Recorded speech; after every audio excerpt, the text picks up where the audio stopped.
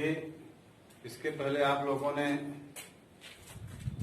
सभी टेंसों का present indefinite tense, present continuous tense और present perfect tense, past indefinite tense, past continuous tense और पास्ट परफेक्ट और फ्यूचर इंडेफिनिट टेंस और फ्यूचर परफेक्ट। इतने टेंसों का आपने एक्टिव वॉइस से पैसिव वॉइस बनाया और इसमें लगभग मान लीजिए अफर्मेटिव, निगेटिव, इंट्रोगेटिव जितने भी वाक्य हैं।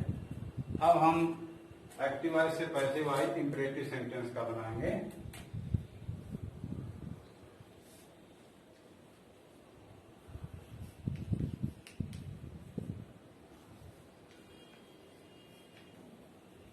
इंपरेटिव सेंटेंस, इसको हिंदी में आदेशात्मक वाक्य कहते हैं। इंपरेटिव सेंटेंस का जब हम एक्टिव वॉइस से पैसिव वॉइस बनाते हैं तो उसके लिए बहुत ज्यादा कोई नियम है नहीं, केवल इसमें आप बी का प्रयोग ज्यादा करना होता है और इसमें कुछ ऐसे नियम है जो एक वाक्य में लगते हैं, अगले वाक्य में दूसरा भी लग सकता है। जैसे देखिए, हम पहले एक वाक्य लिखते हैं,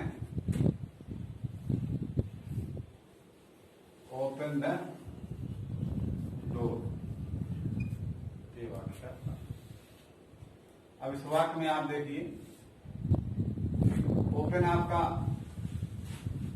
वर्ब है और डोर आपका ऑब्जेक्ट।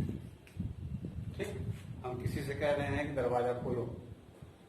अब हम ऐसे वाक्यों का जब हम पैसिव वॉइस बनाएंगे तो इसका जो नियम है, नियम हम लिख दे रहे हैं। पहले आप लगा दीजिए लेट, फिर आप लगा दीजिए ऑब्जेक्ट, फिर आप लगा दीजिए बी, उसके बाद वर्ब की। यही फार्मूला आपका चलेगा, इसी पर आपको ढाल देना है। देखिए, और एक बात ध्यान दीजिएगा, यह फार्मूला, यह नियम, यह जो वर्सन मेथड, जो आपके स्ट्रक्चर है, जो बनावट है, इसी पर आपको मोल्ड करना है, ढालना है। इसे तभी आपको फॉलो करना है जब आपके वाक्य में ऑब्जेक्ट हो।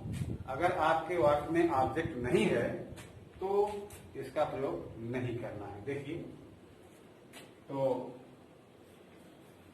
The door, B O P E N E, the door be open, हो गया। ऐसे वाक्यों का अनेक तरीके से और कर सकते हैं, क्योंकि ओपन द डोर इसमें ऑर्डर है, आदेश का भाव है, तो हम लिख सकते हैं इसका U R O R D E R E D, ordered to O P E N, open the door. अब यहां पर देखिए, हमने जोड़ा कितना है, यू आर ऑर्डर्ड टू, बाकी आप ओपन द डोर लिख दिए। टू हो गया, 2 + 1 की पहली अवस्था। ठीक, तो ये तो आप हर जगह लगा सकते हैं। जैसे कहा जाए गेट आउट, गेट आउट, ठीक, आदेश का भाव है, तो यहां पर हम क्या करेंगे, सीधा आपको लिखना है यू आर ऑर्डर टू, इतना आपको लिख देना है, you R O R D E R E D, ordered to get out. अब यहां पर आप भी सोचेंगे कि लेट वाला नियम क्यों नहीं लगाया गया। लेट वाला नियम इसलिए नहीं लगाया गया क्योंकि यहां पर ऑब्जेक्ट नहीं है। ऑब्जेक्ट अगर होता तब हम ये नियम लगा सकते थे, लेकिन ऑब्जेक्ट नहीं है, इसलिए हमने यहां पर इस नियम का प्रयोग नहीं किया। इसी तरीके से जैसे कभी कभी आपके वाक्य में PLEASE, प्लीज, अब प्लीज का मतलब यह है कि हम आग्रह कर रहे हैं, प्लीज सिंग ए सॉन्ग, जैसे कहा जाए प्लीज सिंग अ सॉन्ग। अब देखिए क्या हो गया, यहाँ पर आग्रह का हुआ होगा तो हो गया you are requested, you are REQUESTED to sing a song. अब यहाँ पर इसको हमने हटा दिया, सिंग अ सॉन्ग लगा दिया, इसके पहले टू लगा, यू आर रिक्वेस्टेड। इसी तरीके से और भी वाक्य हैं, जैसे लिखा जाए वॉक केयरफुल्ली, वॉक केयरफुल्ली, हम इसको मिटा दें।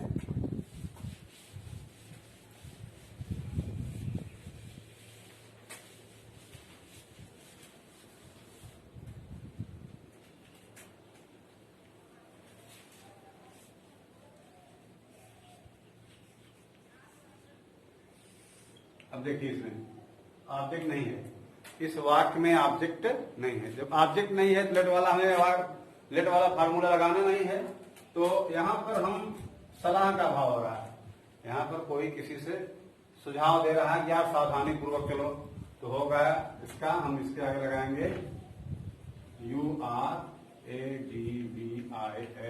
Advise to, you are advise to walk carefully. अब इसको पूरा पूरा इसके आगे काट दीजिए, WAL के बाद CARE।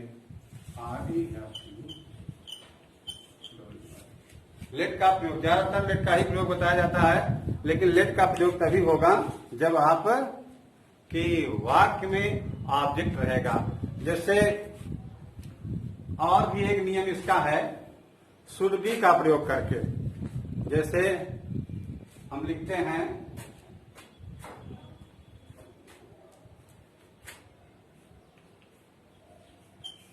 हेल्प द पुअर, ध्यान दीजिएगा, हेल्प द पुअर आपका ये वाक्य है। अब इस वाक्य को हमें पैसिव वॉइस बनाया जाना है, तो इसका हो जाएगा, इसका नियम हो जाएगा, इसको मिटा दिया जाता है, the poor should be help,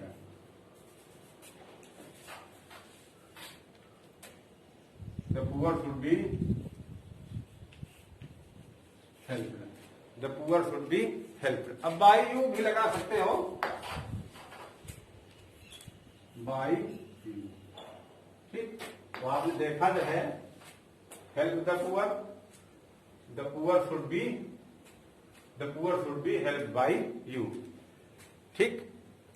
या आप इसमें सलाह का अभाव हो रहा है तो इसको ऐसे भी कर सकते हो, you are ADVIS advise to help the poor, ठीक। आप इस पर भी कर सकते हो, इस पर भी कर सकते हो, जो आपको अच्छा लगे। एक और देखिए, जैसे आप लिखिए please shut the door, please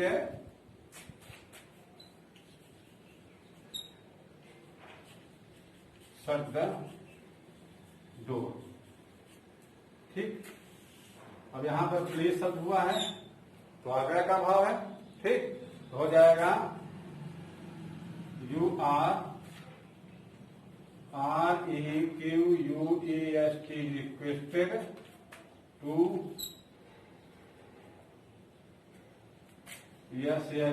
shut the door, या ऐसे भी कर सकते हो, let the door be shut, shut का शट ही रहेगा, इसकी तीसरी अवस्था सट ही रहेगी। और या तो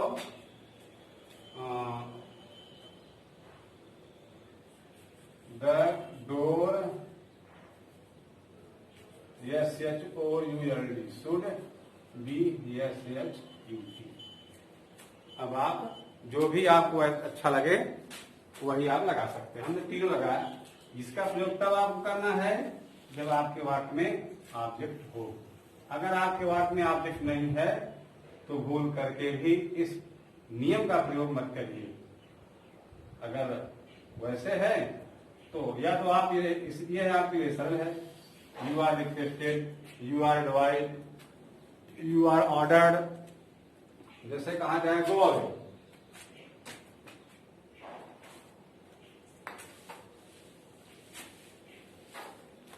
गो AWAY, दूर जाओ। इसमें क्या है, इसमें आदेश का भाव है तो इसमें ऑब्जेक्ट है नहीं।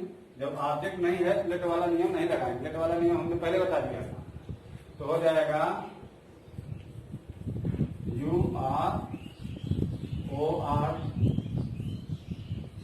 ORDERED ordered to go AWAY। ठीक, इसका यहाँ पर आप इस तरह कर लीजिए। लेट वाला, लेट का जो नियम है, वह ऑब्जेक्ट रहेगा तभी आपको लगाना है। अगर उसमें ऑब्जेक्ट नहीं है तो आप उसमें कदापि मत लगाइए। ठीक, open your book, open your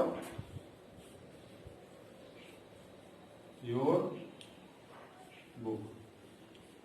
अब देखिए ओपन योर बुक, इसमें क्या है, बुक आपका ऑब्जेक्ट है, इसमें आप लगाइए तो क्या हो जाएगा,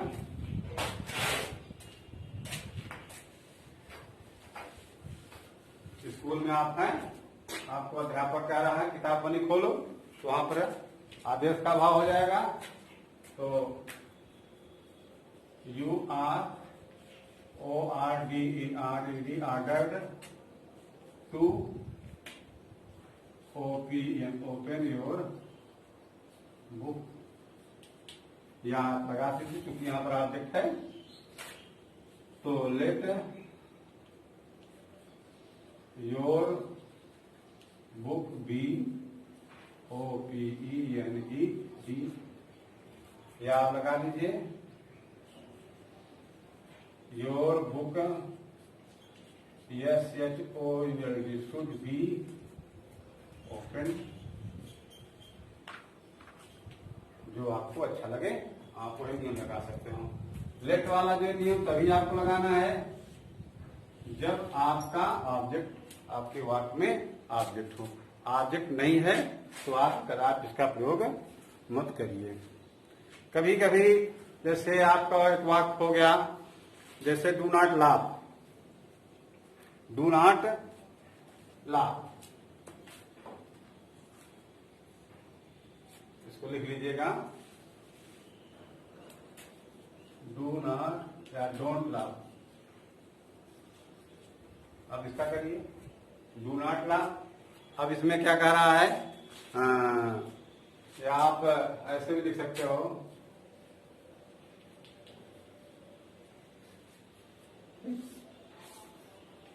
इसका आपको नियम बताया जाएगा कि इसमें कैसे सिस्टम इसका बनता है। तो डू नॉट लाफ तो हो जाएगा, आपसे कोई कह रहा है कि हंसो मत यार, इसमें आदेश का भाव हो रहा है तो हो जाएगा you are ordered not to. इसको मिटा देते हैं,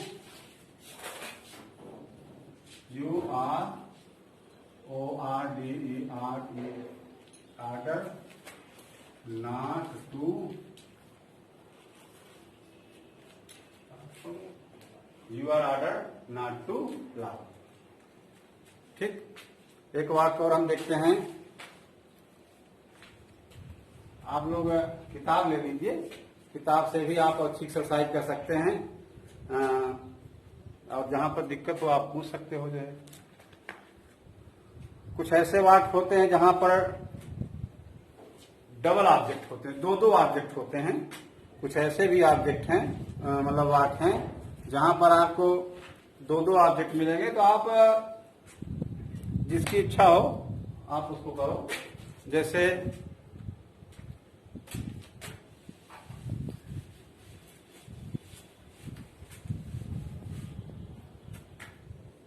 ही